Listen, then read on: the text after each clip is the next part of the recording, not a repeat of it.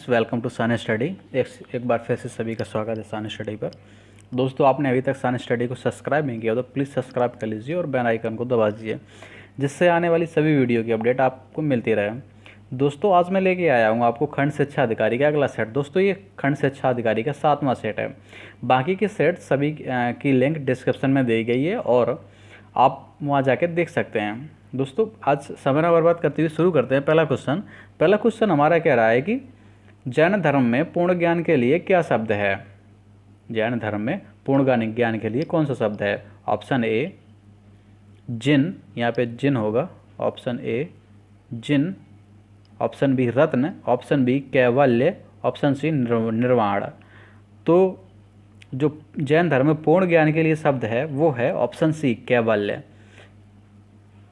ठीक, जैन धर्म में जो पूर्ण ज्ञान के लिए केवल शब्द का प्रयोग किया गया है, महावीर स्वामी ने जो 12 वर्षों की कठोर तपस्या तथा साधना के पश्चात जरभिक ग्राम में के समीप जो ऋजुपालिका नदी के तट पर एक साल वृक्ष के नीचे कैवल्य पूर्ण ज्ञान प्राप्त किया था, उसी वजह से जो पूर्ण ज्ञान है उसको कैवल्य कहा जाता है। ठीक, फलता वे कैवल्यन कहलाए, जिसकी वजह से वो कैवल्यन कहलाए। आगे चलते हैं क्वेश्चन नंबर 2 पे। 2 हमारा कह रहा है कि पढ़ो, कुछ गलत है इसमें, अणुव्रत होगा। यहाँ पे क्या है? अणुव्रत। अणुव्रत सिद्धांत का प्रतिपादन किया था। ऑप्शन ए महायान बौद्ध संप्रदाय, ऑप्शन बी हीनयान बौद्ध संप्रदाय, ऑप्शन सी जैन धर्म ने, ऑप्शन डी लोकायत शाखा ने। तो जो अणुव्रत सिद्धांत था वो दिया था हमें जैन धर्म ने। ठीक, जैन धर्म के जो 5 महाव्रत थे कौन कौन से थे? सत्य, अहिंसा, ब्रह्मचर्य, अस्तेय, अस्तेय का मतलब होता है चोरी न करना, और अपरिग्रह मतलब घर से दूर रहना। ये 5 महाव्रत थे जैन धर्म के हैं। इन के लिए जैन धर्म में गृहस्थों के लिए पंच महा अणुव्रत के रूप में व्रतम हुआ। ठीक, क्योंकि संसार में रहते हुए इन महाव्रतों को पूर्णतः पालन करना संभव नहीं है। कौन कौन से? अहिंसा, सत्य, ब्रह्मचर्य, अस्तेय और अपरिग्रह। ठीक, इसी वजह से उनको जो फैमिली में रहना चाहते हैं उनके लिए 5 महाअणुव्रत रखे थे। वो इसलिए इनके आंशिक पालन के लिए कौन कौन से? अहिंसा अणुव्रत, सत्याणुव्रत, अस्तेयाणुव्रत और ब्रह्मचर्य अणुव्रत और अपरिग्रह अणुव्रत। ठीक, आगे चलते हैं 3 पे। 3 हमारा कह रहा है कि स्यादवाद सिद्धांत है। ऑप्शन ए लोकायत धर्म का, ऑप्शन बी शैव धर्म का, ऑप्शन सी जैन धर्म का, ऑप्शन डी वैष्णव धर्म का। तो जो स्यादवाद है वो हमारा जैन धर्म का है। ठीक, महावीर स्वामी थे जो जैन धर्म के प्रवर्तक। वो कौन जो थे, ये कौन से थे? 24वें तीर्थंकर थे महावीर स्वामी। ठीक, इन्होंने वेदों और अपौरुषेयता स्वीकार करने के से इनकार कर दिया तथा धार्मिक सामाजिक रूढ़ियों एवं पाखंडों का विरोध किया।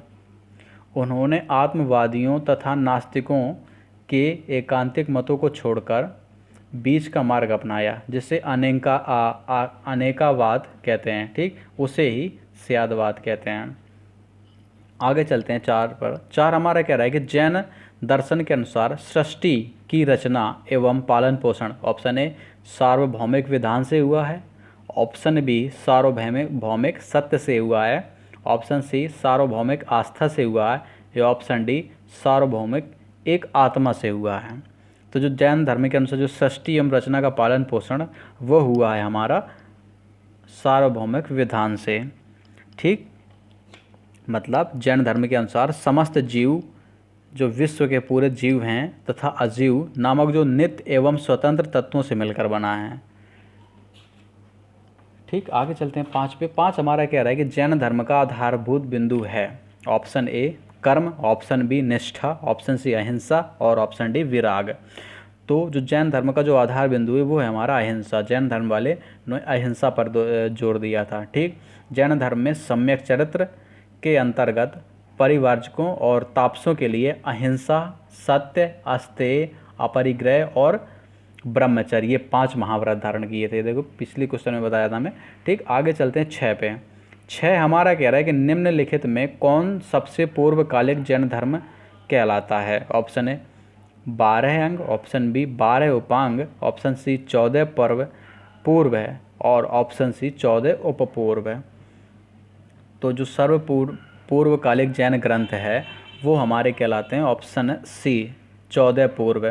ठीक, 14 पूर्व प्राचीनतम जैन ग्रंथ हैं। अंतिम राजा जो थे नंद के समय में संभूत विजय तथा भद्रबाहु जैन संघ के अध्यक्ष रहे तथा ये महावीर स्वामी द्वारा प्रदत्त 14 पूर्व के विषय में जानने वाले अंतिम व्यक्ति थे। ठीक, आगे चलते हैं 7 पे। 7 हमारा कह रहा है कि निम्नलिखित में कौन सा स्थल पार्श्वनाथ से संबद्ध होने के कारण जैन सिद्ध क्षेत्र माना जाता है। मतलब से इनमें से कौन सा स्थल पार्श्वनाथ से संबंधित है। Option A Champa, option B Pava, option C Sammed Shikhar, option D Ujjayanta. तो जो पार्श्वनाथ से संबंधित है वो हमारा समेत शिखर है। ठीक, पार्श्वनाथ कौन वे तीर्थंकर थे? ये थे 23वें तीर्थंकर जिनका जन्म वाराणसी में महावीर स्वामी से 250 वर्ष पूर्व हुआ था। कब हुआ था? 850 में, 850 ईसा पूर्व में हुआ था। ठीक, आगे चलते हैं क्वेश्चन नंबर 8 पे। 8 हमारा कह रहा है कि निम्नलिखित में कौन सा आरंभिक जैन साहित्य का भाग नहीं है। ऑप्शन ए थेरी गाथा, ऑप्शन बी अचरांग सूत्र, ऑप्शन सी सूत्र कृतांग या ऑप्शन डी वृहत कल्प सूत्र। ठीक, तो इसका आंसर हो जाएगा जो आरंभिक जैन साहित्य है का भाग नहीं है वो है हमारा थेरी गाथा।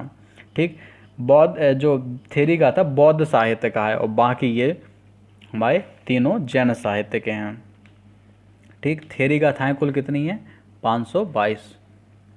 आगे चलते हैं क्वेश्चन नंबर 9 पे। 9 हमारा कह रहा है कि भगवान महावीर स्वामी का प्रथम शिष्य था। Option A Jamali, option B योसुद, option C Vipin, option C Prabhas, वो ऑप्शन डी प्रभास। तो जो महावीर स्वामी के प्रथम जो शिष्य थे वो थे हमारे जमाली। जमाली इनके शिष्य भी थे और उनके दामाद भी थे। महावीर स्वामी का जन्म बताया था हमने कि कब हुआ था? 599 ईसा पूर्व में पिछले सेट में बताया था। महावीर स्वामी का जो जन्म है वो 599 ईसा पूर्व हुआ था। इनकी पत्नी का नाम यशोदा था और उनसे प्रियदर्शना नामक एक पुत्री उत्पन्न हुई थी। उनका विवाह किससे हुआ था? जमाली से। वही जमाली महावीर स्वामी के प्रथम शिष्य बने थे। ठीक, और जो 11 अन्य प्रधान शिष्य थे जिन्हें गणधर कहा जाता था वो थे इंद्रभूति, अग्निभूति, वायुभूति, ये तीनों भाई थे। और व्यक्त, सुधर्मन, मंडित, मौर्यपुत्र, अंकंपित और अचल भ्राता, मेतार्थ और प्रभास। ठीक, ये भी सब शिष्य थे लेकिन प्रथम शिष्य जमाली थे। आगे चलते हैं जो इनका आगे चलते हैं 10वें पे। 10वां हमारा कह रहा है कि किस जैन सभा में अंतिम रूप से श्वेतांबर आगम का संपादन हुआ। ऑप्शन ए वैशाली में, ऑप्शन बी वल्लभी में, ऑप्शन सी पावा में या ऑप्शन डी पाटलिपुत्र में।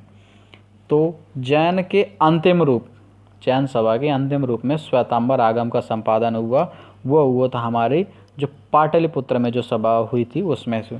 चंद्रगुप्त मौर्य के शासनकाल में पाटलिपुत्र में प्रथम जैन सम्मेलन का आयोजित किया गया जिसमें श्वेतांबर आगमन का संपादित किया गया था। ठीक, आगे चलते हैं नेक्स्ट क्वेश्चन पे। नेक्स्ट क्वेश्चन हमारा कह रहा है कि प्राचीन जैन धर्म के संबंध में निम्नलिखित कथनों में कौन सा सही है। ऑप्शन ए स्थूल बाहु के नेतृत्व, यहाँ पे स्थूल बाहु होगा, के नेतृत्व में दक्षिण भारत में जैन धर्म का प्रचार हुआ। ऑप्शन बी पाटलिपुत्र में हुई परिषद के पश्चात जो जैन धर्म के लोग भद्रबाहु के नेतृत्व में रहे वे श्वेतांबर कहलाए। ऑप्शन सी कह रहा है हमारा कि प्रथम शतक ईसा पूर्व में जैन धर्म को कलिंग के राजा खारवेल का समर्थन मिला। लास्ट क्वेश्चन ऑप्शन कह रहा हमारा कि बौद्धियों के विपरीत जैन धर्म की प्रारंभिक अवस्था में जैन धर्म के लोग चित्रों का पूजन करते थे। इनमें से कौन सा सही है? तो इनमें से सही है ऑप्शन सी, प्रथम शतक ईसा पूर्व में जैन धर्म को कलिंग के राजा खारवेल का समर्थन मिला, बाकी सब असत्य हैं। ठीक, आगे चलते हैं क्वेश्चन नंबर 12। 12 हमारा कह रहा है कि समाधि मरण किस दर्शन से संबंधित है। तो जो समाधि मरण ऑप्शन है बौद्ध दर्शन से, ऑप्शन बी जैन दर्शन से, ऑप्शन सी योग दर्शन से, ऑप्शन डी लोकायत दर्शन से। तो बता दें इसमें जितने अभी हमने रखे हैं इस बार जैन धर्म के क्वेश्चन रखे हैं सबसे ज़्यादा तो इसका आंसर भी हो जाएगा ऑप्शन बी, जैन धर्म से। जो समाधि मरण है वो जैन धर्म से संबंधित है। इसको क्या बोलते हैं? संलेखना, यानी समाधि मरण या संथारा। जीवन के अंतिम समय मृत्यु के निकट जानकर स्वेच्छा से अपनाई जाने वाली एक जैन प्रथा है समाधि मरण। ठीक, आगे चलते हैं क्वेश्चन नंबर 13 पे। 13 हमारा कह रहा है कि आजीवक संप्रदाय के संस्थापक थे। Option A Anand, option B Rahul Bhadra, option C Makhali Gosal, option D Upali. तो जो आजीवक संप्रदाय थे उसके संस्थापक थे हमारे ये ऑप्शन सी मखली गोसाल। मखली गोसाल प्रारंभ में महावीर के शिष्य थे, पर किंतु बाद में मतभेद के चलते इन्होंने महावीर की शिष्यता त्याग कर आजीवक नामक स्वतंत्र संप्रदाय की स्थापना की। कब की थी? 1002 लगभग 1002 ईसा पूर्व में। आगे चलते हैं 14 हमारा कह रहा है कि बौद्ध धर्म उत्तर प्रदेश में बौद्ध एवं जैनियों दोनों की प्रसिद्ध तीर्थ स्थली है कौन सी? मतलब जो स्थान दोनों से संबंधित है। Option A Sarnath, option B Kaushambi, option C Kushinagar, option D Devipatan. तो इनमें से जो एक वो है वो हमारा है बी कौशाम्बी। कौशाम्बी जो इलाहाबाद से लगभग 33 किलोमीटर दूर स्थित है। कोसम नामक स्थान का ही प्राचीन जो था नाम वही अब कौशाम्बी हो गया। ठीक, वैदिक एवं जैन साहित्य में अनेक बार कौशाम्बी का उल्लेख हुआ है। महापुराण के अनुसार हस्तिनापुर के राजा निचच्छू ने हस्तिनापुर के गंगा में प्रवाह में बह जाने के बाद इस नगर की स्थापना करवाई थी। ठीक, जो हस्तिनापुर था वो गंगा में बह गया था, उसके बाद उन्होंने ये कौशाम्बी की स्थापना करवाई थी। जैन धर्म के अनुसार कुशाम्ब नामक वृक्षों की अधिकता के कारण इस नगर का नाम कौशाम्बी पड़ा। यह नगर जैन तथा बौद्ध दोनों के लिए प्रसिद्ध तीर्थ स्थली है। कैसे? महात्मा बुद्ध ने इस नगर में जाकर कई बार धर्म उपदेश दिए थे और लोगों को अपना शिष्य बनाया था। और यहाँ पे अनेक विहार थे। सर्वसम्मुख एक थे घोषित राम विहार था, जिसका निर्माण श्रेष्ठी ने घोषित करवाया था। इसलिए ये स्थान बौद्ध और जैन और वैदिक साहित्य तीनों से संबंधित है। ठीक, याद रखना, काफ़ी बार पूछा गया है। आगे चलते हैं क्वेश्चन नंबर 15 हमारा कह रहा है कि निम्नलिखित में कौन सा कथन सही नहीं है? ऑप्शन ए श्रवणबेलगोला स्थित गोमतेश्वर की प्रतिमा जैनियों के अंतिम तीर्थंकर को दर्शाती है। ऑप्शन बी भारत का सबसे बड़ा बौद्ध मठ अरुणाचल प्रदेश में है। ऑप्शन सी खजुराहो के मंदिर चंदेल राजाओं द्वारा बनवाए गए। ऑप्शन डी होयलेश्वर मंदिर शिव को समर्पित है। तो इसमें सही आंसर है ऑप्शन ए। ये सही नहीं है, बाकी ये तीनों सही है। जो भारत का सबसे बड़ा बौद्ध मठ है वो अरुणाचल प्रदेश में स्थित है, और खजुराहो मंदिर चंदेल राजाओं द्वारा बनवाए गए थे, और होयलेश्वर मंदिर है वो शिव को समर्पित है। लेकिन ये जो गोमतेश्वर स्थित गोमतेश्वर की प्रतिमा जैनियों के अंतिम तीर्थंकर को नहीं दर्शाती है। ठीक, जो श्रवण बेलगोला है स्थित जो गोमतेश्वर है वो कर्नाटक स्थित है। ठीक, कहाँ पे? कर्नाटक में। यहाँ के शासक थे गंग वंश के, नाम था रचमल्ल। ठीक, आगे चलते हैं क्वेश्चन नंबर 16 पे। 16 हमारा कह रहा है कि प्राचीन भारत के विश्व उत्पत्ति विषयक धारणाओं में 4 युगों के चक्र इस क्रम में है। मतलब कौन सा युग पहले आता है फिर बाद में? पहले ऑप्शन ए देखते हैं, द्वापर, कृत, त्रेता और कली। फिर बी कह रहा है कृत, द्वापर, त्रेता, कली। तीसरा कह रहा है कृत, त्रेता, द्वापर, कली। फिर चौथा कह रहा है त्रेता, द्वापर, कली और कृत। तो इसमें से पहले आया था कृति, कृत को बोलते हैं सत। ठीक, तो पहले हमारा आता है सतयुग, फिर आता है हमारा त्रेता जब भगवान राम आए, उसके बाद आता है द्वापर में भगवान कृष्ण, और उसके बाद आता है कली यानी कलियुग। ठीक, कलियुग इस समय चल रहा है। तो अकॉर्डिंग टू ऑप्शन इसका सही आंसर हो जाएगा ऑप्शन बी, नहीं ऑप्शन सी। पहले कृत, फिर त्रेता, फिर द्वापर और कली, यानी सतयुग, फिर त्रेता युग, फिर द्वापर युग और फिर कलयुग। तो आंसर हो जाएगा इसका सी। आगे चलते हैं 17 हमारा कह रहा है कि निम्नलिखित में कौन सा प्राचीन भारत का शैव संप्रदाय था। Option A Ajivika, option B Mattamayura, option B मैमथ, या ऑप्शन डी ईशान शिव गुरुदेव पद्धति। तो इसका सही आंसर है ऑप्शन बी मत्स्य मयूर। चेदी राजवंश के अभिलेखों में मत्स्य मयूर नामक शैव संप्रदाय का उल्लेख मिलता है। ठीक, आगे चलते हैं 18 पे। 18 हमारा कह रहा है कि अर्धनारीश्वर मूर्ति में आधा शिव तथा आधा पार्वती प्रतीक हैं।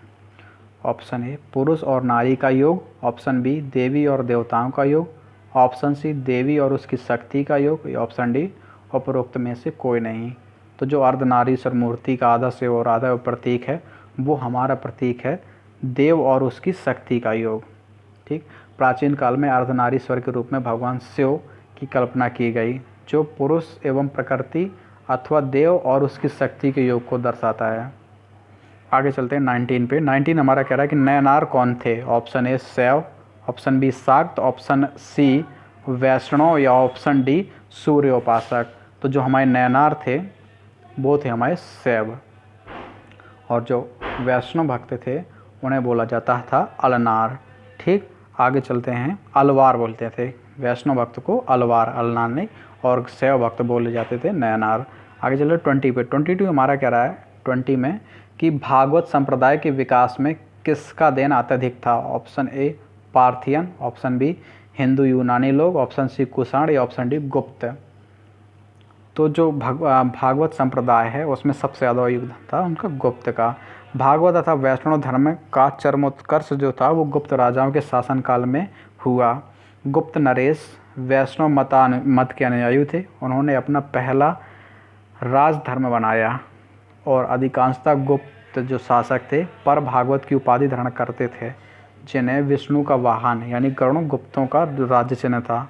जो विष्णु भगवान का वाहन है वो गुप्तों का राज्य चिन्ह था। आगे चलते हैं 21 पे। 22 हमारा कह रहा है कि भागवत धर्म के प्रवर्तक थे। Option A Janak, option B Krishna, option C Yajnavalkya, option D Surdas. तो जो भागवत धर्म के प्रवर्तक थे वो हमारे थे कृष्ण, ऑप्शन बी सही होगा। भागवत धर्म के प्रवर्तक वृषि यानी सातवंशी कृष्ण थे, जिन्हें वसुदेव का पुत्र होने के कारण वासुदेव कृष्ण कहा जाता था। ये मूलतः मथुरा के निवासी थे और छद्मयोग उपनिषद में उन्हें देवकी पुत्र भी कहा गया है। आगे चलते हैं क्वेश्चन नंबर 22 कह रहा है कि वसुदेव कृष्ण की पूजा सर्वप्रथम किसने प्रारंभ की। ऑप्शन ए भागवतों ने, ऑप्शन बी वैदिकार्यों ने, ऑप्शन सी तमिलों ने, और या ऑप्शन डी अभीरों ने। तो इसका सही आंसर है ऑप्शन ए भागवतों ने। जो भगवान श्री वसुदेव कृष्ण की पूजा सबसे पहले भागवतों ने थी। वैष्णव धर्म का प्रारंभिक जो रूप है भागवत धर्म के अंतर्गत देवकी पुत्र भगवान श्री वसुदेव कृष्ण के पूजन में संदर्भित है, जो संभवतः 6वीं सदी का माना जाता है, 6वीं सदी के पहले स्थापित हो चुका था। वसुदेव जो श्री कृष्ण का प्रारंभिक नाम पारणी के युग में प्रचलित था। उस युग में वसुदेव की उपासना करने वाले वासुदेवक, जो पूजा करने वालों को वासुदेवक या भागवत कहा गया था। ठीक, आगे चलते हैं 23 पे। 23 हमारा कह रहा है कि निम्नलिखित में किस देवता को कला में हल लिए प्रदर्शित किया गया है।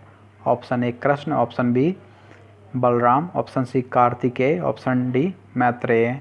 तो इसमें जो सही आंसर है ऑप्शन बी बलराम। बलराम का ये एक दूसरा नाम है हलधर। इन्हें कला में हल लिए प्रदर्शित किया गया है। ठीक, और ये कृष्ण भगवान के बड़े भाई थे। आगे चलते हैं क्वेश्चन नंबर 24 कह रहा है कि भागवत संप्रदाय में भक्ति के रूपों की संख्या है। Option A 7, option B 8, option C 9, या ऑप्शन डी 10। जो भागवत संप्रदाय में भक्ति के रूपों की संख्या है वो है हमारी 9, ऑप्शन सी सही होगा। 9 भक्ति को मान्यता दी गई है। आगे चलते हैं क्वेश्चन नंबर 25 कह रहा है कि हेलियोडोरस का बेस नगर अभिलेख संदर्भित है। ऑप्शन ए संकर्षण तथा वसुदेव से, ऑप्शन बी संकर्षण तथा प्रद्युम्न से, ऑप्शन सी संकर्षण प्रद्युम्न तथा वासुदेव से, ऑप्शन डी केवल वासुदेव से। तो इसका सही आंसर है ऑप्शन डी केवल वसुदेव से। जो हेलियोडोरस का बेस नगर अभिलेख है वो केवल वसुदेव से संदर्भित है। आगे चलते हैं 26 पे। 26 हमारा कह रहा है कि विष्णु के किस अवतार को सागर से पृथ्वी का उद्धार करते हुए अंकित किया है? Option A Kachchhapa, option B Matsya, option C Varaha या ऑप्शन डी नरसिंह। तो इसका सही आंसर है ऑप्शन सी वाराह। भगवान विष्णु ने दैत्य राज हिरण्याक्ष का वध करने के लिए वराह रूप धारण किया और उसके चंगुल से धरती को छुड़ाया। ठीक, पौराणिक चित्रों में वाराह भगवान धरती को अपने दांतों के ऊपर संतुलित कर सागर से निकालते हुए दर्शाए गए हैं। ठीक, तो इसका सही आंसर हो जाएगा ऑप्शन सी। आगे चलते हैं 27 हमारा कह रहा है कि भारत में आस्तिक और नास्तिक संप्रदायों में कौन सा विभेदक लक्षण है? ऑप्शन ए ईश्वरीय सत्ता में आस्था, ऑप्शन बी पुनर्जन्म के सिद्धांत में आस्था, ऑप्शन सी वेदों की प्रामाणिकता या ऑप्शन डी स्वर्ग तथा नरक की सत्ता में विश्वास। तो इसका सही आंसर है ऑप्शन सी वेदों की प्रामाणिकता। 6वीं शताब्दी के संदर्भ में आस्तिक संप्रदाय वे होते थे जो वेदों की प्रामाणिकता को मानते थे और नास्तिक वो होते थे जो वेदों की प्रामाणिकता को नहीं मानते थे। ठीक, इसलिए कहा गया जो ईश्वर पर विश्वास रखता है आस्तिक, जो नहीं रखता है वो नास्तिक। आगे चलते हैं क्वेश्चन नंबर 28 कह रहा है कि वह प्राचीन स्थल जहाँ 60,000 मुनियों की सभा में संपूर्ण महाभारत का कथावाचन किया गया। Option A Ahichhatra, option B Hastinapur, option C Kampilya, option D Naimisharanya. तो इसका सही आंसर है ऑप्शन डी नैमिषारण्य। और नैमिषारण्य कहाँ पे? जो यूपी के सीतापुर जनपद में है। ठीक, यहीं पे 60,000 मुनियों का निवास माना जाता था। यहीं पर सुत गोस्वामी ने सौनिक एवं अन्य मुनियों के समक्ष संपूर्ण महाभारत का कथावाचन किया। ठीक, जब वो यज्ञ संपन्न कर रहे थे।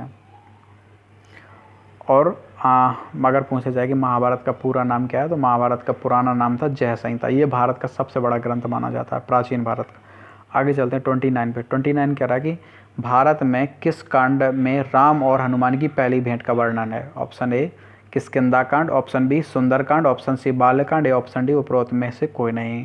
तो इसका सही आंसर हो जाएगा ऑप्शन बी, ऑप्शन ए। जो किष्किंधा कांड में राम और हनुमान की पहली भेंट होती है। रामायण में कुल 7 कांड हैं। ठीक, सबसे पहले आता है बालकांड, उसके बाद आता है अयोध्या कांड, अयोध्या कांड के बाद आता है अरण्य कांड, अरण्य कांड के बाद आता है फिर किष्किंधा कांड, किष्किंधा कांड के बाद सुंदर कांड, सुंदर कांड के बाद फिर लंका कांड और लंका कांड के बाद लास्ट में आता है उत्तर कांड।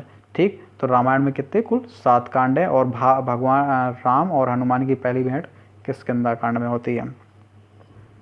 आगे चलते हैं क्वेश्चन नंबर 29 कह रहा है कि पुरी में रथ यात्रा किसके सम्मान में निकाली जाती है? ऑप्शन ए भगवान राम के, ऑप्शन बी भगवान विष्णु के, ऑप्शन सी भगवान जगन्नाथ के या ऑप्शन डी भगवान शिव के।